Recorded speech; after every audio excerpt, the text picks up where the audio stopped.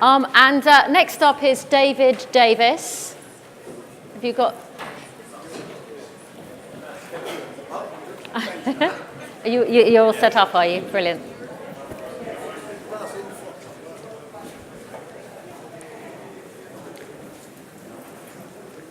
If I could get my first slide, please. Thank you. Right. I'm going to go straight on.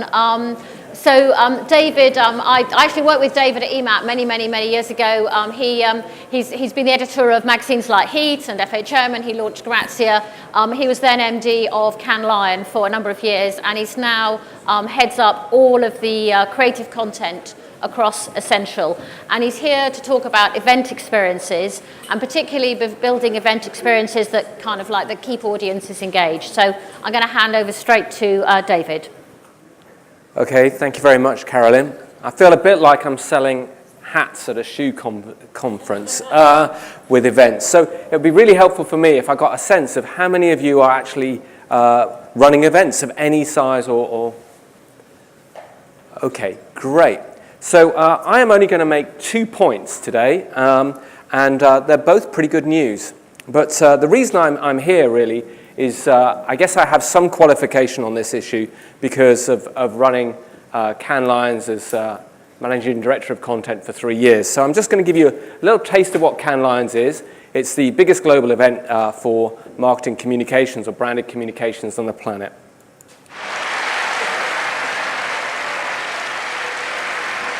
There is no room in the world I would rather be in right now than in this room with you people, because you're the world's thermostat.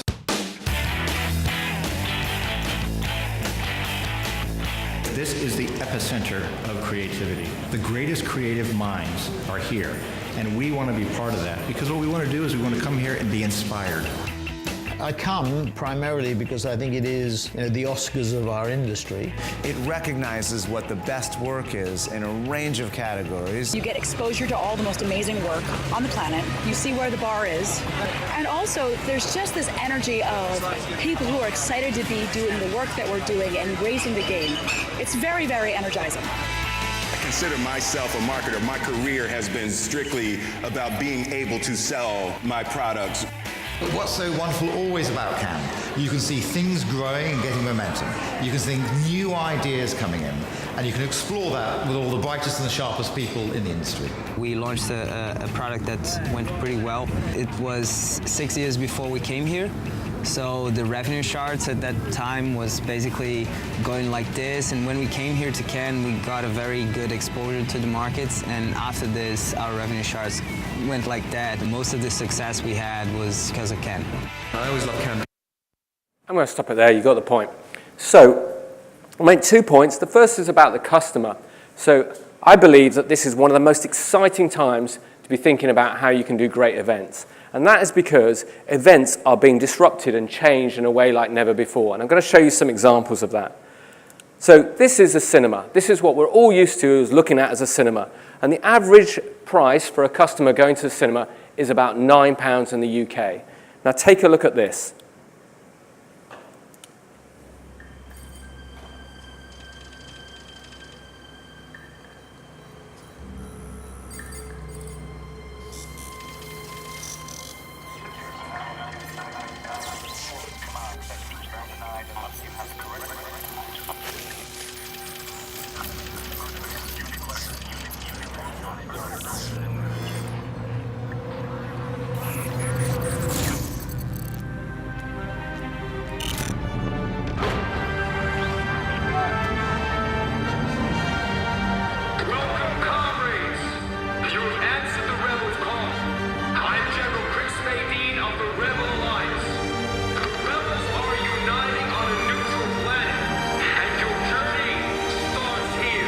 Secured.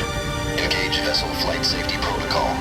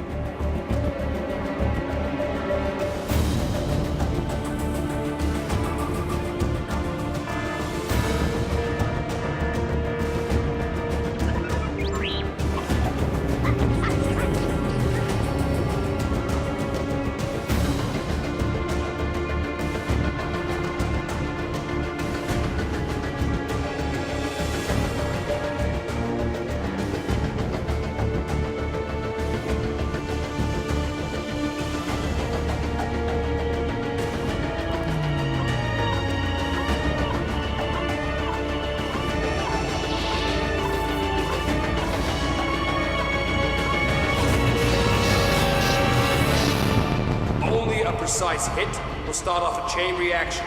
May the force be with you. Okay, so I'm going to stop that there. So the Secret Cinema runs an event. It's oversubscribed. They can process about 1,000 people in a performance.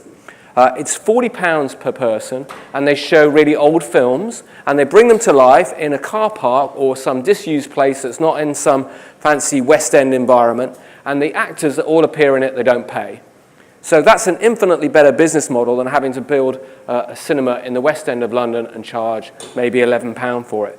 So my point is that things that you think you know is about an event are really ripe for changing in a radical new way, and people are really excited about going to something that is brought to life in a completely different kind of way.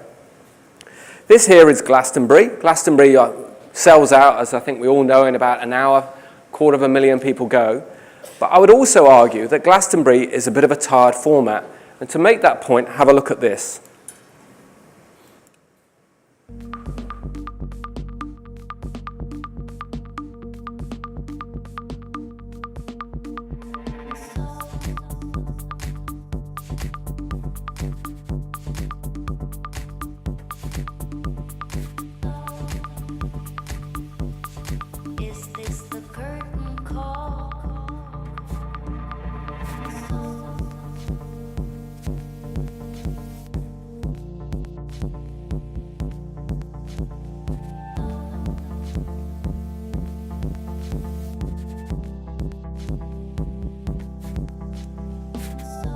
This town's a judgmental place, and I'm unsure in any case. It's not under my control. They're taking aim for heart and soul. Not having an opinion at all is what is left from doing all that research. Is this the curtain call? They're taking aim for heart and soul. They're taking aim for heart and soul. Is this the curtain call? Curtain call. Curtain call. Plays under my control. Plays. Is this the curtain call? Curtain call under my control. Plays. Curtain call.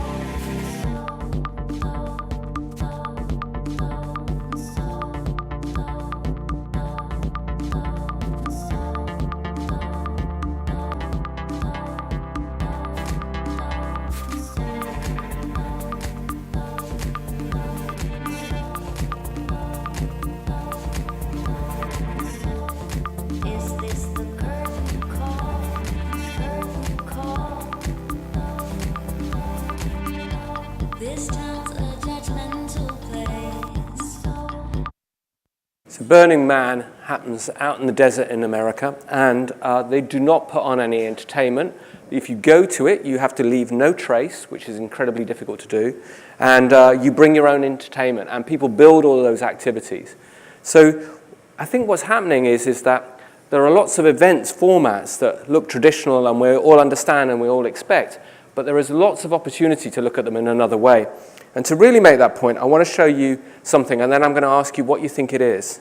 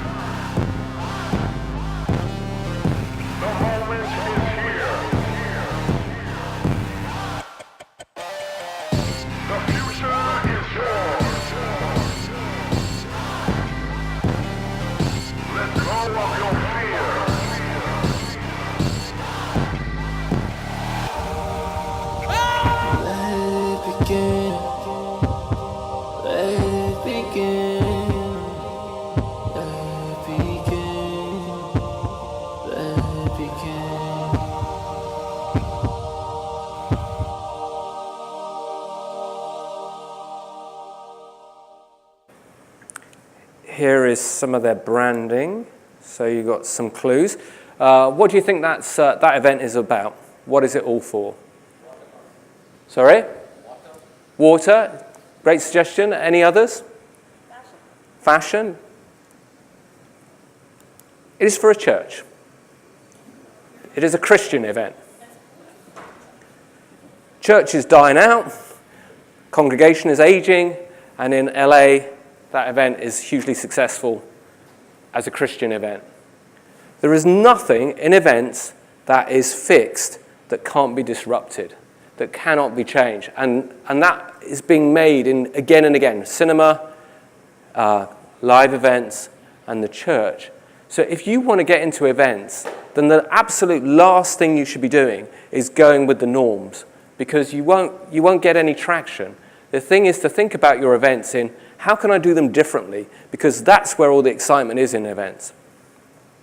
My second point is one that I think in media we all really understand, and it's a point about scale, which is if you do 5 events for 2,000 people, it does not equal 1 event for 10,000 people.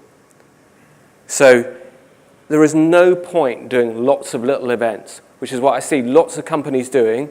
They go, well, we can do 1 a week, or we can do conferences or whatever. There is no point doing that. You will make hardly any money doing it. The only way to make good money out of events is to go for scale. Exactly like magazines. 5 magazines selling 100,000 won't be as profitable as 1 selling 500,000. And so those are the only 2 points I really want to make, which is the event environment is ready for disruption. All it needs is radical new thinking, and there are lots of examples that you can go hunting for. And secondly, if you're going to play this game, play scale with 1 massive event.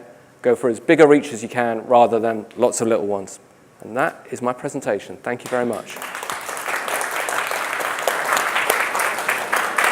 Brilliant conceptual stuff, David, but is there something that you've actually done at Cannes Lions that sort of exemplifies that idea of doing something different with a long-running event that's got a lot of history and heritage to it? The thing that we've been experimenting with last year, and we're going to do a bit more of, is a conference which isn't a conference. So that's where you just invite everyone to come, and they decide what to talk about, and you engineer that, and so you don't even put any content on. You call it an unconference. Yes. And we got good traction out of that last year. Yeah, yeah. And some of the other sort of ideas, like with the Secret Cinema or the sort of the kind of the festivals of getting the audience to actually contribute to it. I mean, anything that you're doing there, and any of the other events that you're responsible for? I think that's a trend. I think you saw it in all of those things, is that when people go to events, what they actually want to do is participate. And so many events are passive, particularly in a B2B environment, we expect people to sit in chairs and listen to a speaker. Yes. And I think that is a tired format. Yes, exactly. So we're going to have a revolution. Somebody says you can't have questions. We're going to have questions. So there you go. I'm an awful throwing catch, but there you go. Andy Cowles. Is this the question? Yeah, that's the microphone. Speak into this. You should speak into that. I think they'll switch it on in a minute. All right, very good. Oh, well, look, my question is, how important is content in powering events and extending their lifespan? Well, I think I've just said I feel like the trend is going to being more about activating people to participate rather than the formal process of presenting. Nonetheless, it's very hard to market an event if you go, come along, it'll be great, we'll make it up on the day. That's not going to work. So you need to have high-profile people to kind of get it going. But then the examples I've shown you kind of don't do that. They tell a story, and they're a bit of intriguing, and they lure people in. And I think that might be, it's a more difficult route, but it might be a more sustainable one if you can build it out. Any more questions? Right, we've got one over here.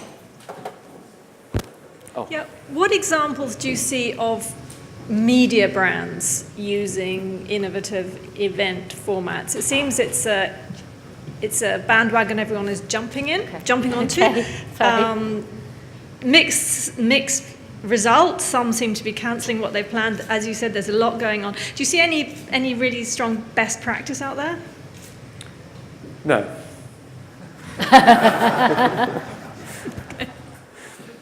No, I don't really. I think they tend to be, let's do an event. What we'll do is we'll get some speakers and then we'll publicize it and that's an event. And I think there's been more kind of activity in the kind of consumer space where it's more of an expo environment. But even then it tends to be, let's sell some concrete, put some people on it and then invite people to come and experience that. And then it's very dependent on whether your customers actually create valuable experiences or not. Yeah. I do think, though, that media companies are in an incredible position to do this because you have audiences, whereas a lot of events businesses start from they don't. So you have an immediate competitive advantage, but I don't see it being leveraged in a way to create something amazing. Okay, any more questions from this side of the room? No, exactly. So I think what's interesting there is one of the things that kind of Karen said in the previous presentation was developing the week, Junior, they use an agile approach. They kept changing it. So maybe kind of like what event organisers need to do is rather than start with this is what we want to do and we're going to go and present it to the audience, is actually ask the audience and get that input from a sort of like a much earlier stage. Yeah, if you can do it organically, then that's better. The challenge is I would advocate doing large-scale events, and therefore you're looking at an annual cycle, and that's a very slow cycle, whereas when you're doing the week, obviously it's weekly. So you're able to iterate more quickly. Yeah. So that's more difficult. But I think if you can engage people so they are emotionally involved in it and trying to make it happen, then that's a good place to be. Yeah. Okay, any more questions? Otherwise, I think we'll wrap up and catch up a bit of the time. I'm getting a thumbs up over there. Thank you very much, David. That was really fascinating. Thank you.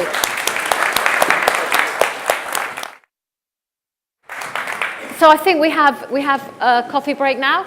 And when are we expected to come back? So in 10 minutes. 20 minutes. Okay, thank you.